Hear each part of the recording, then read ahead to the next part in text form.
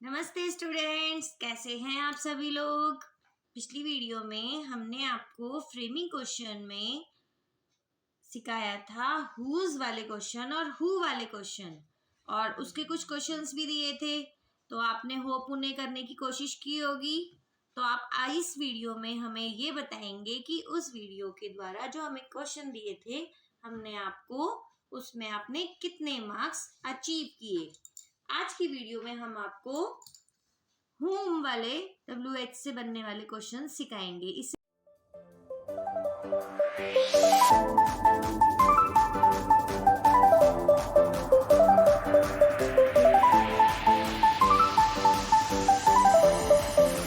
पहले कुछ मेन बातें बतानी है। देखिए, हमने आज कुछ क्वेश्चंस में HV का प्रयोग किया है, तो इसकी फुल फॉर्म आपको मालूम होनी चाहिए। HV का मतलब होता है हेल्पिंग वर्ब, यानी सहायक क्रिया। MV का अर्थ है मेन वर्ब, यानी कि first form of the verb, जिसे हम मुख्य क्रिया कहते हैं। SUB सब है सब्जेक्ट की शॉर्ट फॉर्म, इसका अर्थ है कर्ता। तो आज की वीडियो शुरू करते हैं। डे 4 whom में का अर्थ होता है किसको, और जब हम इसे कनेक्टिव के रूप में अप्लाई करते हैं तो whom का अर्थ हो जाता है जिसको। इसकी पहचान है कि अगर whom से हमें क्वेश्चन बनाना है तो जो हमें वर्ब दी होगी उसके जस्ट बाद कोई नाउन या फिर किसी व्यक्ति का नाम या प्रनाउन अवश्य ही हमें दिया होगा। देखिए कैसे, अगर हमें whom से क्वेश्चन बनाना है तो हमें क्या ध्यान में रखना है, वर्ब के तुरंत बाद वाले नाउन यानी किसी व्यक्ति का जिसका नाम होगा या फिर कोई प्रनाउन होगा, उसे हम whom में बदल देंगे। कैसे बदल देंगे वो आपको अभी एग्जाम्पल के थ्रू बताएंगे। सेकंड बात आपको क्या ध्यान में रखनी है, whom के बाद अकॉर्डिंग टू वर्ब हमें हेल्पिंग वर्ब को अप्लाई कर देना है। अगर हेल्पिंग वर्ब दी हुई है तो उसी हेल्पिंग वर्ब को लगाएंगे। अगर हेल्पिंग वर्ब नहीं दी तो हेल्पिंग वर्ब लगाने के जो हमने आपको रूल्स बताए हैं उसके अकॉर्डिंग हम हेल्पिंग वर्ब अप्लाई कर देंगे। शेष नियम अपने पहले जैसे होंगे। इसका फॉर्मूला होगा whom, उसके बाद helping verb plus subject plus main verb plus जो अपना ऑब्जेक्ट या other material of the sentence है, और एंड में क्वेश्चन मार्क। देखिए, आई सा सीता इन द गार्डन। अब आप देखिए, इसमें हमने देखा कि भाई हमें whom से तो बनाना है, तो वर्ब क्या है, वर्ब है सा। आपको बताया था हमने कि आपको वर्ब पहचाननी है, वर्ब के तुरंत बाद जो नाउन दिया हुआ है उस नाउन और प्रनाउन को ध्यान रखना है आपको। ठीक है, तो अब हम क्या करेंगे, वर्ब के तुरंत बाद वाले नाउन अथवा प्रनाउन को whom बना दो, यानी सीता को हमें हटाना है और सीता को किस में कन्वर्ट कर देना है, whom में। बदल दिया हमने whom। अब आप हेल्पिंग वर्ब लगाएंगे। हेल्पिंग वर्ब नहीं दी हुई यहाँ पर, हमें मेन वर्ब दी हुई है, तो मेन वर्ब है सा। तो आप क्या करेंगे, सा हमें मालूम है सी की सेकंड फॉर्म है, पास्ट फॉर्म है। तो अगर वर्ब की पास्ट फॉर्म दी होती है तो डिड हेल्पिंग वर्ब अप्लाई करनी होती है। हमने अप्लाई की whom डिड, इसके बाद सब्जेक्ट लगाना है, तो हम आई को यू में कन्वर्ट कर कर यहां लिख देंगे whom डिड यू, और फिर मेन वर्ब लगानी है सी जो कि सा की फर्स्ट फॉर्म है, और रिमेनिंग पार्ट ऑफ सेंटेंस है, इसे एज इट इज हम यहाँ पर उतार देंगे। समझ में आया आपको। देखिए कैसे, हमने क्या किया, देखा कि मेन वर्ब ये है, मेन वर्ब के जस्ट बाद सीता था, तो आपको सीता को हटा देना है और उसे हम ये बोल सकते हैं कि सीता को हमने whom में कन्वर्ट कर देना है, और बाकी अपना helping verb subject main verb ये अपने सभी उनमें सेम चल रहा है ये फॉर्मूला इस, और फिर रिमेनिंग पार्ट ऑफ सेंटेंस लिख दिया और हमारा whom से क्वेश्चन बन गया। देखो जैसे सेकंड क्वेश्चन है, the teacher punished your brother, तो वर्ब हमने देखी कि इसमें पनिश्ड है, इसके जस्ट बाद हमें ना दिया हुआ है योर ब्रदर। हमें क्या करना है, योर ब्रदर को हटा देना है। और हम ये भी बोल सकते हैं हमें योर ब्रदर को whom में कन्वर्ट कर देना है। बदला हमने whom में। अब हमने देखना है कि हेल्पिंग वर्ब कैसे लगाएंगे। तो वर्ब जो है वो पास्ट फॉर्म में दी हुई है, कोई और हेल्पिंग वर्ब यहाँ पर हमें नहीं दी हुई। तो आप कौन सी हेल्पिंग वर्ब लगाएंगे, बिल्कुल ऊपर वाले की तरह ही है। इस क्वेश्चन को आप खुद भी करने की कोशिश कर सकते हैं। चलिए आज हम इस क्वेश्चन को आपके लिए छोड़ते हैं, आप खुद कीजिएगा। हम आपको क्वेश्चन नंबर 3 बताते हैं। She can teach him English. तो इसमें वर्ब कौन सी है, टीच। टीच के जस्ट बाद में दिया हुआ है हिम।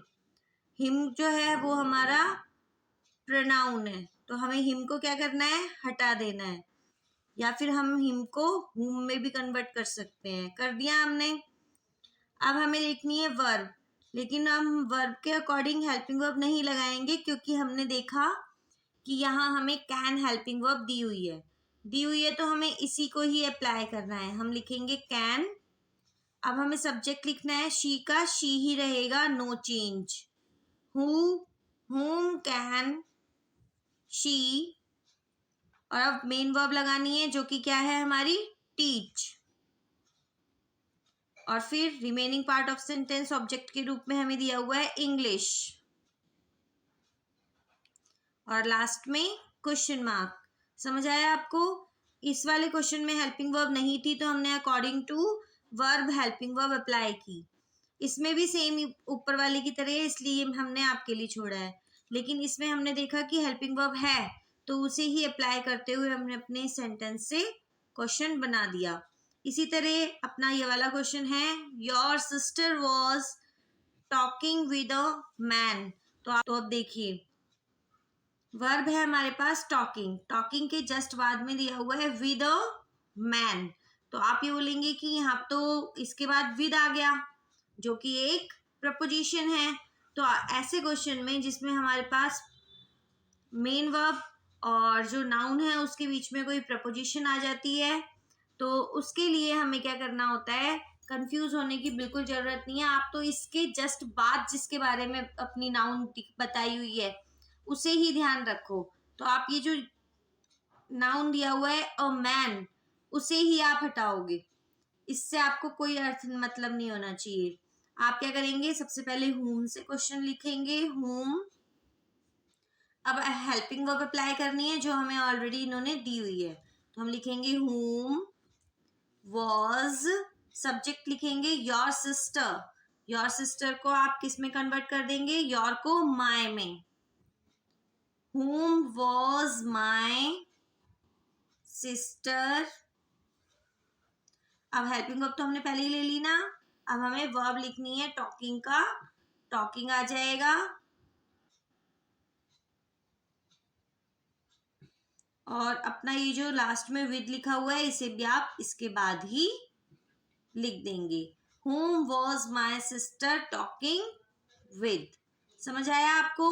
आपको ये कंफ्यूजन नहीं होनी चाहिए कि भाई इसके बीच में प्रपोजिशन है तो हम इसका क्या करें। कुछ नहीं करना, आप उसके बाद वाले नाउन को हटाइए और इसको फिर वर्ब के बाद ही अप्लाई कर दीजिए।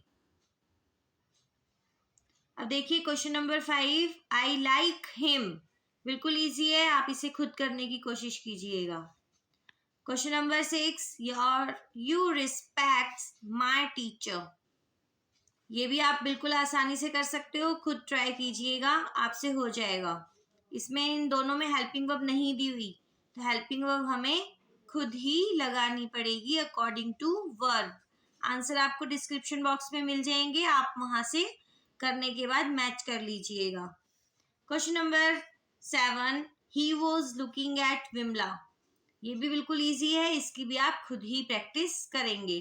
अब हम आपको एक दूसरा फ्रेमिंग क्वेश्चन बता रहे हैं जो शुरू होता है व्हाट से। तो अब हम व्हाट वाले सीखेंगे। व्हाट का अर्थ होता है क्या। तो व्हाट वाले फ्रेमिंग क्वेश्चन को बनाने के लिए कुछ मेन रूल्स हैं जो आपको याद रखने होंगे, जैसे कि वर्ब के तुरंत बाद वाले नाउन को व्हाट बना दो, यानी कि उसमें भी हम क्या कर रहे थे, उसमें भी हम वर्ब के तुरंत बाद वाले को नाउन को वो हुम बना रहे थे, और इसमें हम वर्ब के तुरंत बाद वाले नाउन को व्हाट में कन्वर्ट कर देंगे। और उसी की तरह WH वर्ड के बाद हेल्पिंग वर्ब लगाएंगे, फिर अपना सब्जेक्ट लगाकर मेन वर्ब लगाएंगे, और अगर मान लो हमें प्रोनाउन में चेंज करना होगा तो वो हम अपने अकॉर्डिंग टू रूल्स चेंज कर देंगे।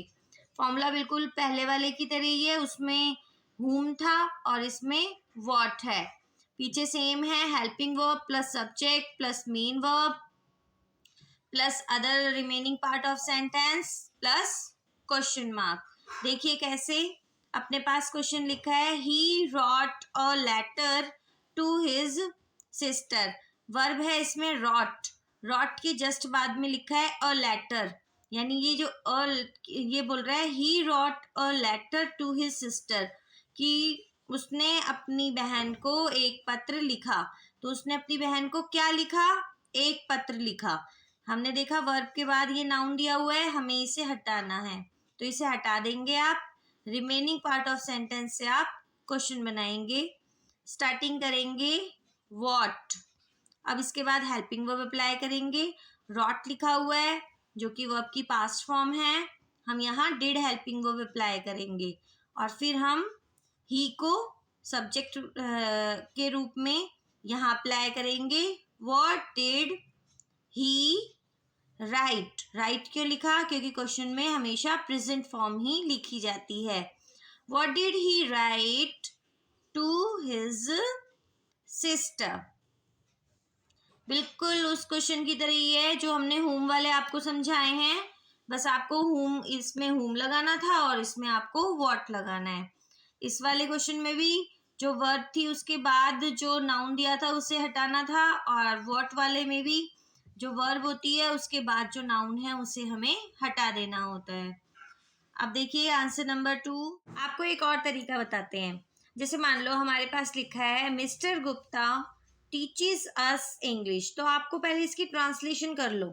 आप ये देखो, ये बोल रहा है क्वेश्चन कि मिस्टर गुप्ता हमें इंग्लिश पढ़ाते हैं, तो अब अगर हम अपने खुद से क्वेश्चन बनाए तो हम बोलेंगे क्या पढ़ाते हैं, क्या पढ़ाते हैं का आंसर आया इंग्लिश पढ़ाते हैं, तो जो अपना आंसर आ रहा है ना उसको आपको हटा देना है और बाकी से आपको क्वेश्चन बनाना है। तो आप यहाँ पे लिखेंगे व्हाट, अब हेल्पिंग वर्ब लगाएंगे डज, डज हेल्पिंग वर्ब क्यों लगाई, क्योंकि यहाँ पर हमने देखा कि टीचेस लिखा है, टीचेस में यानी टीच में ईएस को जोड़ा हुआ है, ईएस क्या है, इसको प्लूरल बना रहा है, तो हम क्या करेंगे इसको हटा देंगे। और आपको बताया था जिसमें ईएस होता है तो हम उसमें डज हेल्पिंग वर्ब अप्लाई करते हैं, तो हमने लिखा what does mister Gupta teach us, बन गया अपना क्वेश्चन, लास्ट में आप क्वेश्चन मार्क लगाओ। अब आप देखो पीछे हम पेज टर्न करके बताते हैं। जैसे अपने पास क्वेश्चन लिखा है, सॉरी आंसर लिखा है Tulsidas has written the Ramcharitmanas. अब यहाँ पर हम इसको ट्रांसलेट करके देखते हैं तो क्वेश्चन बनता है कि तुलसीदास ने रामचरितमानस लिखा, तो हम क्वेश्चन पूछेंगे तुलसीदास जी ने क्या लिखा, क्या लिखा में हमारा जवाब आया रामचरितमानस को उन्होंने लिखा, तो यानी हमें इसको ही हटा देना है और बचा कितना हमारे पास सेंटेंस, तुलसीदास हैज रिटन। अब हैज हमारे पास ऑलरेडी हेल्पिंग वर्ब गिवन है, तो हम क्वेश्चन बनाएंगे व्हाट हैज तुलसीदास रिटन। समझ आया आपको? अब आप ये बोलोगे कि आपने तो बोला था कि भाई वर्ब की फर्स्ट फॉर्म अप्लाई करनी होती है, लेकिन हमने आपको टेंसेस में बताया था कि हैज़ या हैव के साथ वर्ब की थर्ड फॉर्म ही अप्लाई होगी, चाहे हम क्वेश्चन बना रहे हैं या कुछ भी कर रहे हैं, अगर हैज़ या हैव है तो थर्ड फॉर्म ही अप्लाई की जाएगी। अब इसी तरीके से my friend said that he wanted my help, मेरे फ्रेंड ने कहा था कि उसे मेरी मदद चाहिए, तो हम क्वेश्चन पूछ रहे हैं कि तुम्हारे फ्रेंड ने क्या कहा था। हमारे फ्रेंड ने कहा था कि उसे मेरी मदद चाहिए, तो अब हम इसको डायरेक्ट बनाते हैं। हम यहाँ लिखेंगे व्हाट, हेल्पिंग वर्ब है ही नहीं, हेल्पिंग वर्ब नहीं है, तो हम क्या करेंगे, यहाँ पर अपने according to rules helping verb apply करेंगे। हम यहाँ पे लिखेंगे सैड को देखते हुए व्हाट डिड, माय को कन्वर्ट करेंगे योर में, व्हाट डिड योर फ्रेंड से क्यों लिखा, सैड की प्रेजेंट फॉर्म। अब ये जो पूरा का पूरा है, he wanted to my help, यही तो अपना मेन वो था जो हमें हटाना है कि भाई तुम्हारे मित्र ने क्या कहा था। तो ये बोल रहा है मेरे मित्र ने कहा था कि वो उसे मेरी मदद चाहिए, तो इस पूरे को ही हटा देना है, एक दो वर्ड को ना हटाते हुए इस पूरे को हटाना है। इसी तरह सीमा वॉज अफ्रेड ऑफ थीव्स, कि सीमा किससे डरती है, चोरों से डरती है, तो फिर चोरों को ही हटाओ और रिमेनिंग पार्ट ऑफ सेंटेंस से क्वेश्चन बनाओ, कोशिश करना बना सकते हो। He want to learn how to prepare tea, कि वो ये सीखना चाहती है कि चाय कैसे बनती है, तो वो क्या सीखना चाहती है, वो हाउ टू प्रिपेयर टी ये सीखना चाहती है। तो आप इसको यहाँ से और यहाँ तक हटा देंगे, बाकी जो पार्ट है उससे आप क्वेश्चन बनाएंगे, ये भी आप self banana. He likes mangoes, उसे आम पसंद है, उसे क्या पसंद है, आम पसंद है, तो मैंगोज को ही हटाओगे आप और रिमेनिंग पार्ट से बनाओगे। 8 question, you purchased a TV set, तुमने एक टीवी सेट खरीदा था, तुमने क्या खरीदा था, टीवी सेट खरीदा था, तो आप टीवी सेट को ही हटाएंगे और साथ में जो अपना ए एन दा लगा होता है वो भी हटता है। तो यानी हमारे पास ये दो ही वर्ड हैं, तो हम क्या करेंगे, हम यहाँ पर लिखेंगे व्हाट, परचेज्ड में ईडी है, डिड लगा देंगे, व्हाट डिड, यू को कन्वर्ट कर देंगे आई में, और परचेज। समझ में आया आपको, और लास्ट में क्वेश्चन मार्क। मात्र ये दो ही कोई वर्ड बचे थे हमारे पास और इनसे ही हमने पूरा क्वेश्चन बना दिया। इसी तरीके से क्वेश्चन नंबर 9 और क्वेश्चन नंबर 10 है, ये भी आप खुद बनाएंगे। इन सभी क्वेश्चंस के आंसर आपको डिस्क्रिप्शन बॉक्स में मिल जाएंगे, आप करने के बाद वहां से अपने आंसर्स टैली कर सकते हैं और कमेंट सेशन में बताइएगा कि टोटल क्वेश्चंस में से आपके कितने क्वेश्चन सही गए हैं। और इसी प्रकार हम आपको आने वाली वीडियो में नए नए टाइप के फ्रेमिंग क्वेश्चन बनाने सिखाते जाएंगे, तो हमारे साथ वीडियोस में बने रहिए, जरूर ही सफलता आपको मिलेगी। तो मिलते हैं आपसे नेक्स्ट वीडियो में, till then bye, thanks for watching.